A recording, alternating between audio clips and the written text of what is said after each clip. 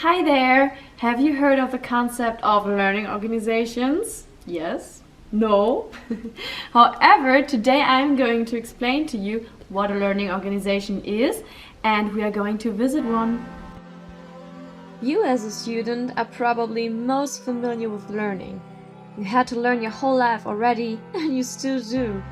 But as Einstein once said, once you stop learning, you start dying. Well, that maybe is a bit overdramatic, but most of us are aware that we should never stop learning.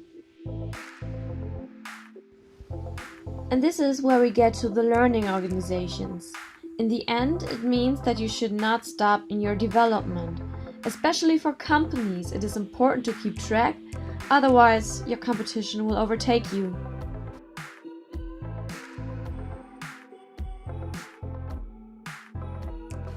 Where people continually expand their capacity to create the results they truly desire, where new and expansive patterns of thinking are nurtured, where collective aspiration is set free, and where people are continually learning to see the whole reality together.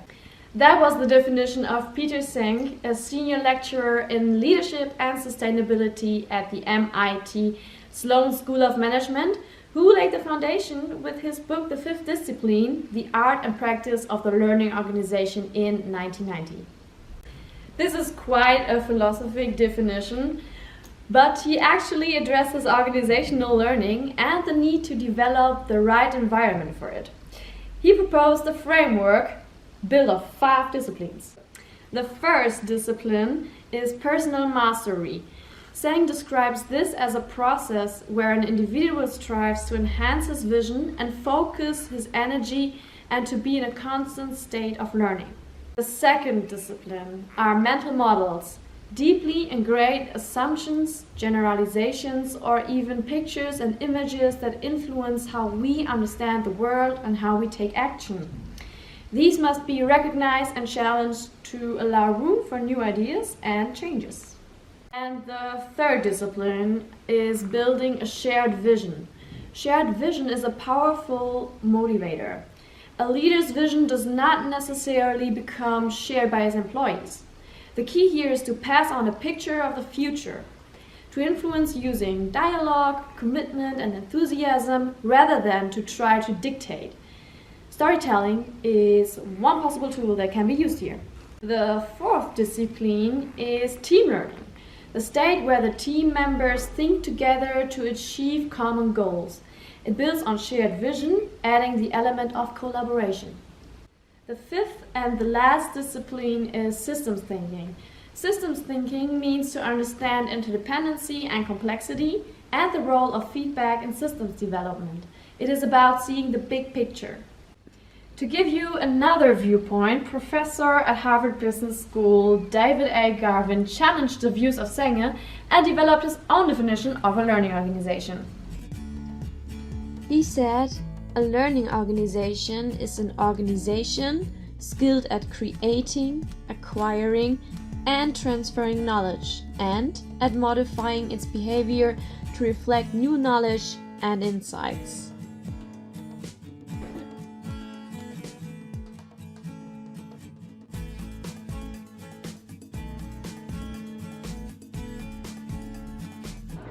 So now that you have gotten insights into the concept of a learning organization, let's have a look what it's in real life. So today I am visiting the startup OneTwo, which develops sustainable smart home concepts. They have introduced the learning organization now for a year already. Here you see Lisa, she is the CEO of OneTwo, and I am now going to interview her and talk to her about how she applied the concept of a learning organization in her company. I was wondering if you can tell us why you decided to introduce the learning organization to your startup. Well, since we work in a really fast-paced environment with our startup, we need to be up to date.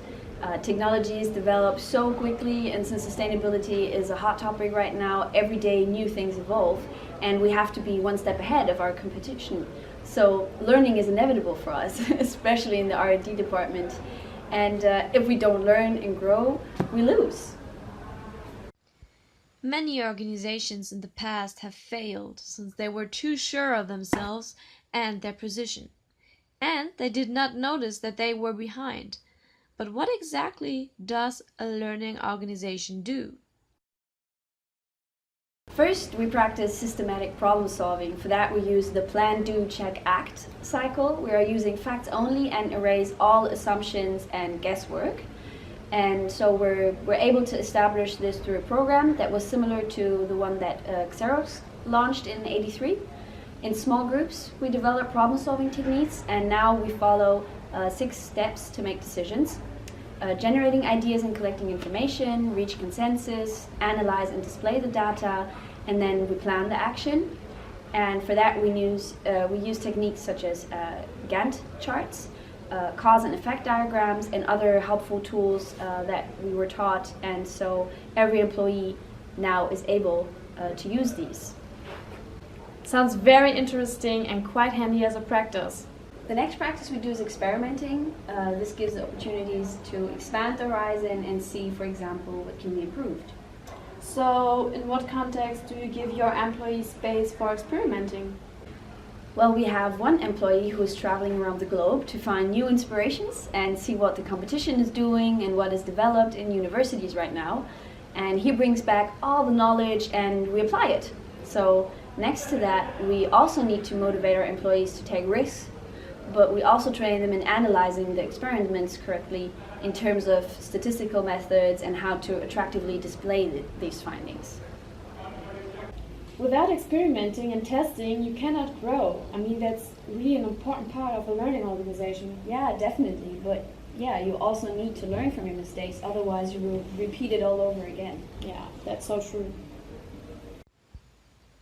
A small fun fact: Boeing, for example, used lessons from earlier model development to help produce the 757 and the 767, the most successful error-free launches in its history. Kira, who has accompanied the process of introducing the learning organization, said, Well, this approach needs a mindset that enables companies to recognize the value of productive failure and contrast it with unproductive failure. And a productive failure is one that leads to insight and understanding, and thus in addition to the commonly held wisdom of the organization. And an unproductive success occurs when when something goes well, but nobody doesn't really know why or how.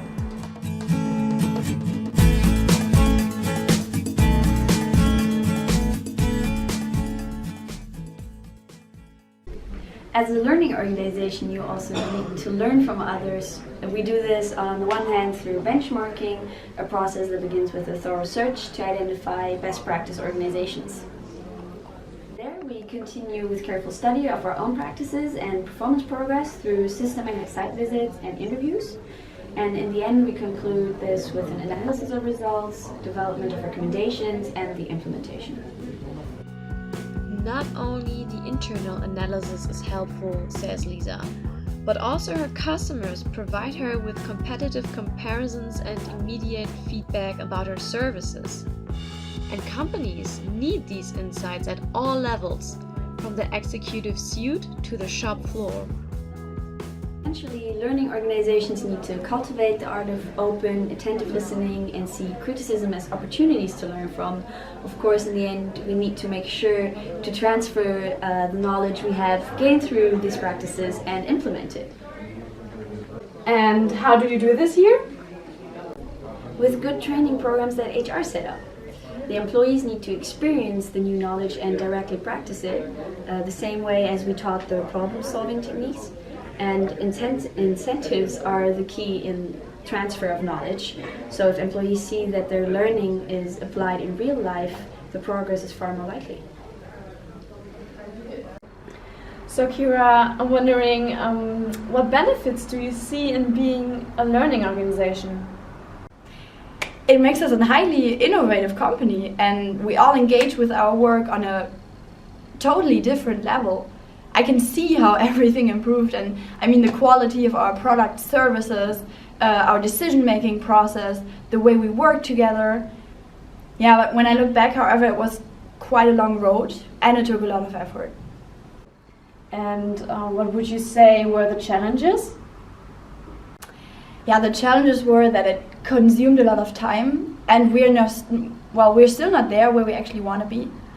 And if I look back and the management would not have supported us in each step that was so costly and time consuming, the concept would have been a failure, I guess. But each one here at 1-2 stood behind it and valued learning itself, and well, that all made it possible to apply it in the end.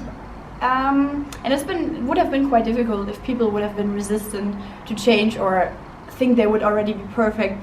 But also, if they don't see any sense in the learning things, then it would also have been a failure. We struggled with the one or other purple elephant that nobody really wanted to address openly. But as I said, it was a process, and in the end, we managed it.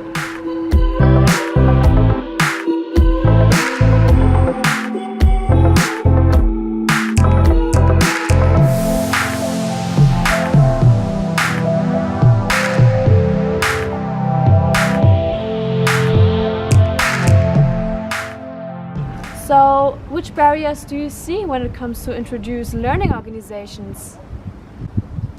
Well, a lack of direct leadership is critical for the organization. Leaders need to be present and involved in every aspect of learning to motivate people and give them the resolve and confidence they need to press on. Leaders must ask difficult questions and be a little tough where need to be, and also have the bigger picture in mind when it comes to problems. And I also further think that team spirit needs to be rewarded and celebrated, not only on individual performance. Okay, so what are your tips for building a learning organization? The first step is to foster an environment favorable to learning, so there must be time for reflection and analysis, to think about strategic plans, analyze customer needs, access current work systems, and invent new products. So yeah, learning is difficult when you rush employees. Well, you should open up boundaries and stimulate the exchange of ideas. Because boundaries impede the flow of information. They keep individuals and groups isolated and reinforce preconceptions. You can open boundaries with conferences, meetings, projects, teams with either cross-organizational levels or linked to the company and its customers, suppliers, and basically everyone. This ensures a fresh flow of ideas and the chance to consider competing perspectives. Once managers have established a more supportive, open environment, then they can create learning forums. These are programs or events designed with explicit learning goals in mind, and they can take a variety of forms. Strategic reviews, which examine the changing competitive environment and the company's product portfolio, technology, and market positioning, or jamborees or symposiums, which bring together customers, suppliers, outside experts, or internal groups to share ideas and really learn from each other. In each other's activities, they foster learning by requiring employees to wrestle with new knowledge and consider its implications. These activities can also be tailored to business needs. So consumer goods company, for example, might sponsor a study mission to Europe to learn more about distribution methods within the newly uniformed common market, while a high technology company like ours might launch a systems audit to review its new product development process. And considering all these efforts together, they can help to eliminate barriers that impede learning and begin to move learning higher on the organizational agenda. And they also suggest a subtle shift in focus away from continuous improvement and toward a commitment to learning. So guys, this was the end of our video, and I hope you enjoyed watching. I also hope that you got some insights into what a learning organization is and how you can also imply a learning organization into your own startup. So since you've got some tips from the CEO of the company, this maybe help you to start it for yourself and just go for it.